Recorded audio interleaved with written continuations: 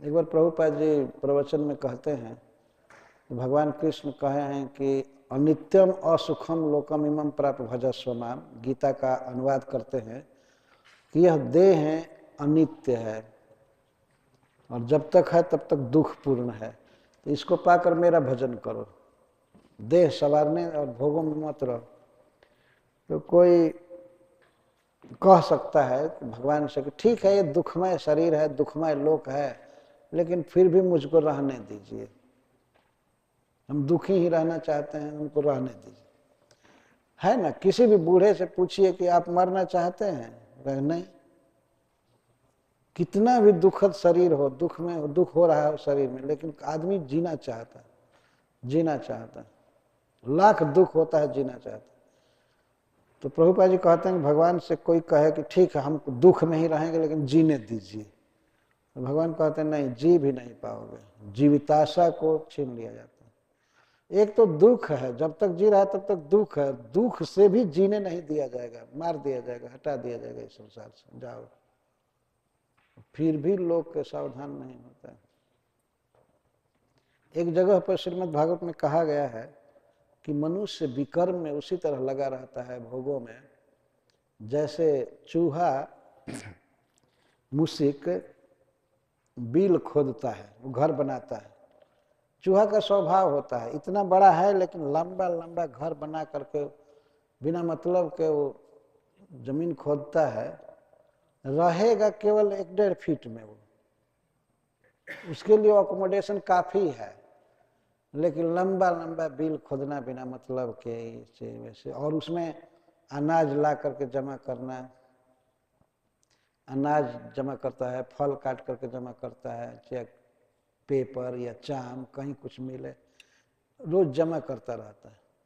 घर बनाना और संग्रह करना, ये चूहा का कर्तव्य, चूहा का स्वभाव है। मनुष्य का ठीक यही स्वभाव है।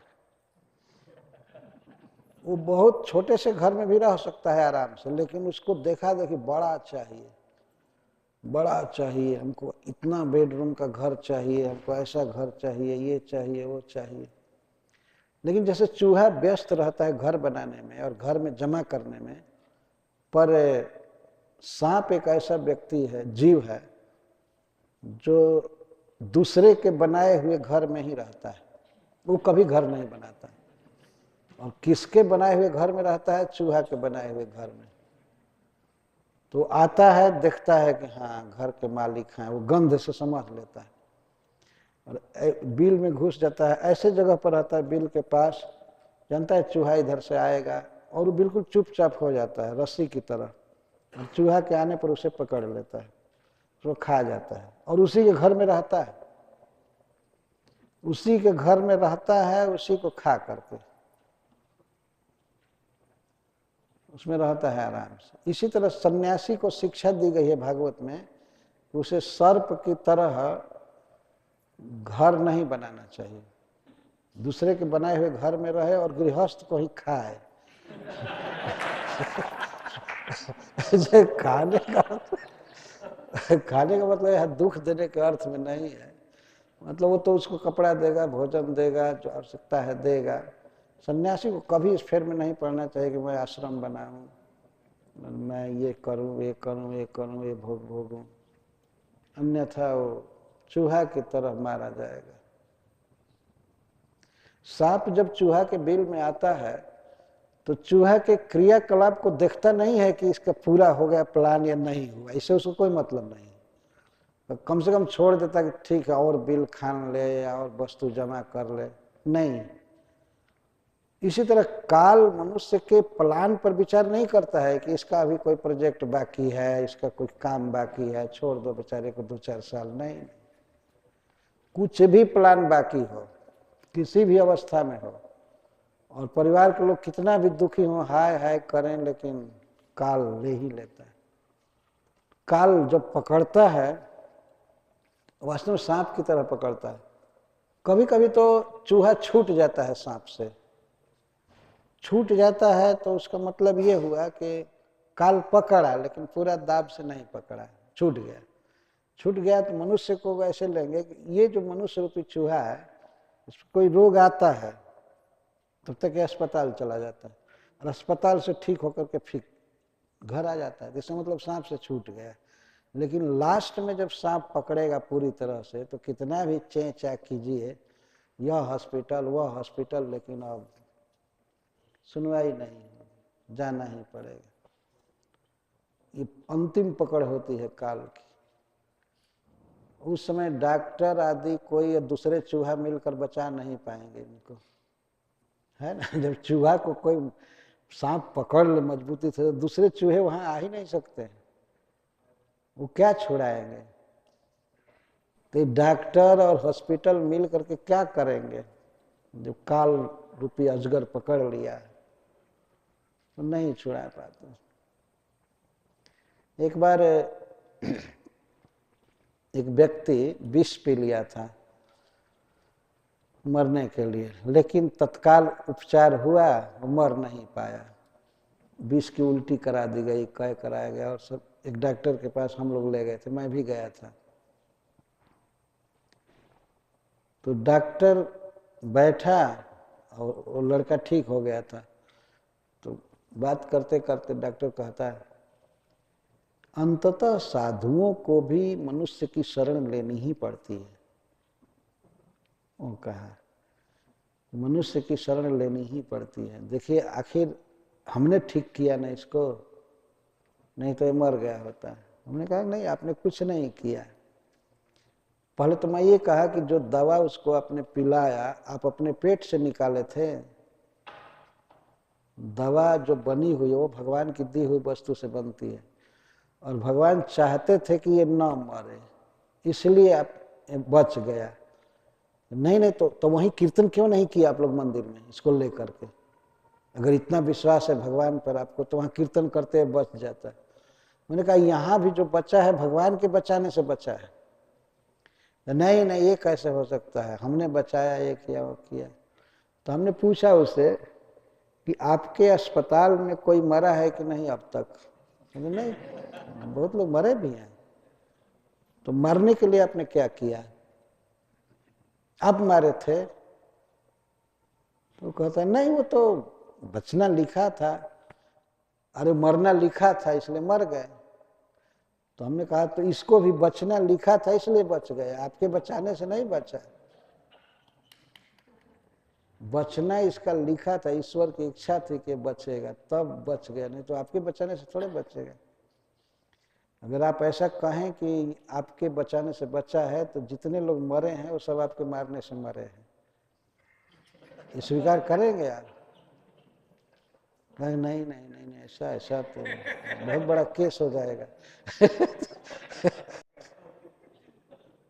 तो बच गया तो आप रिवार्ड लेना चाहते हैं, और मर गया तो कहते हैं वो ईश्वर ने मार दिया। वास्तव में भगवान मारते हैं, भगवान बचाते हैं, लेकिन जब लास्ट में मारना चाहेंगे तो डॉक्टर क्या कर सकते? कुछ भी नहीं कर सकते। राखे कृष्ण मारे के, मारे कृष्ण राखे के।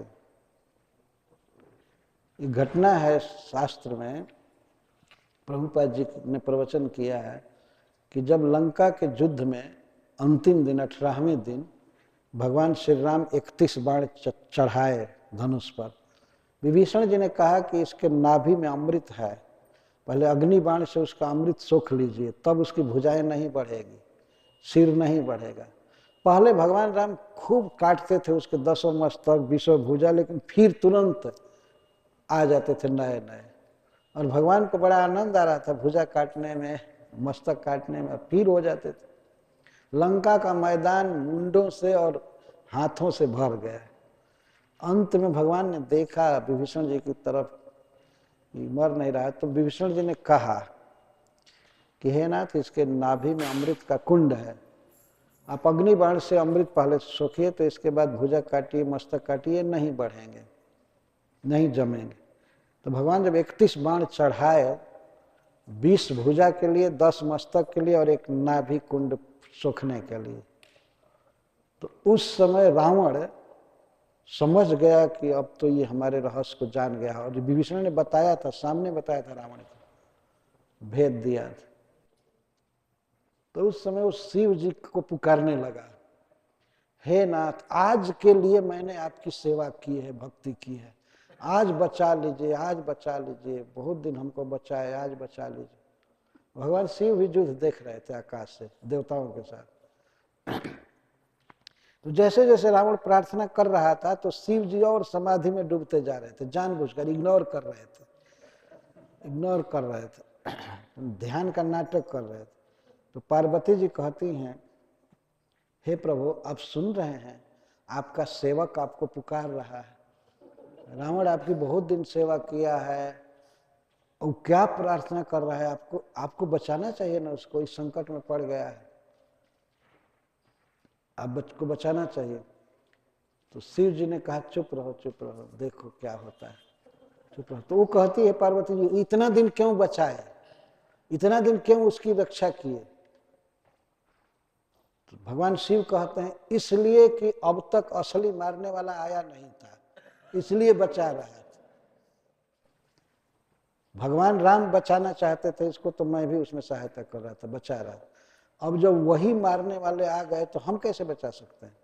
इसको मरने दो, चिंता मत करो, पुकारने दो। और वो नमः शिवाय कह कह कर बार बार रो रहा था, प्रार्थना कर रहा था। भगवान शिव ने मुंह फेर लिया कि कुछ भी करो। अंत में भगवान श्री राम ने मार दिया रावण को। तो जब असली मारने वाला आ गया तो क्या कोई बचाएगा? और अगर वह बचाना चाहता है तो किसी भी तरह से बचा करके रख सकता है। गर्भ जो है माता का, क्या वो जीने की जगह है? जरा विचार कीजिए, कंजस्टेड आंतों के बीच में बच्चा जीवित रहता है, क्या वो जीने की जगह है? पर भगवान चाहते हैं कि बच्चा जिए तो जीवित रहता है, और नहीं चाहे तो बाहर फ्रेश हवा में घर में आकर के भी मर जाता है। कोई जवानी में मर जाता है, कोई बुढ़ापे में, कोई बचपन में। वो नहीं चाहते हैं कि जिए तो कोई बचा नहीं सकता, और वो चाहते हैं कि जिए तो बच्चा गर्भ में ही जीवित रहता है। कितनी तो ऐसी घटनाएं हैं कि कुछ अवैध संतान होने के कारण कोई स्त्री बच्चे को बाहर रख दी है और वहां पर भी उसको कोई कुछ नहीं हुआ, जी गया। जैसे कर्ण के बारे में आप लोगों ने सुना होगा, कुंती महारानी ने कुमारी अवस्था में उसको जन्म दिया था। बहुत पवित्र स्त्री है, भगवान सूर्य के द्वारा दृष्टि से जन्म हो गया था। तो कुंती ने लोक लज्जा से उस बच्चे को एक मंजूषा में, बक्से में रखा, काठ के बक्से में गद्दी बिछा करके, जो डूब नहीं सकता था लहर में, और गंगा जी में प्रवाहित कर दिया। उस पर एक पत्र भी लिख दिया कि जिस व्यक्ति को यह बच्चा मिले वह इसका पालन करे, इसके माँ की ये प्रार्थना है। तो कर्ण बहता गया बच्चा था, हस्तिनापुर के पास वो मिल गया। नहीं, हस्तिनापुर से उसने प्रवाहित किया था, तो कुछ नीचे वो मिल गया गंगा जी में। अधीरथ नाम का एक सूत, रथ बनाने वाला, रथ हाँकने वाला, वो उसको पाया तो उसने दिया अपनी पत्नी को, उसका नाम था राधा।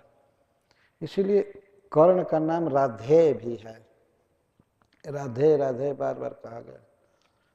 तो बच्चा आ गया और उन दोनों ने पालन पोषण किया। इतना बड़ा धनुर्धर हुआ, दुर्योधन का साथी था, दुर्योधन ने उसको राज्य दिया था। तो इस तरह से प्रवाहित कर दिया गया गंगा जी में बच्चा। वो अब बहते बहते राजा के पास आ गया, वो जी गया बहुत अच्छा से। तो भगवान जिसकी रक्षा करना चाहते हैं उसको कोई नहीं मार सकता, और भगवान जिसको मारना चाहते हैं उसकी रक्षा कोई नहीं कर सकता है।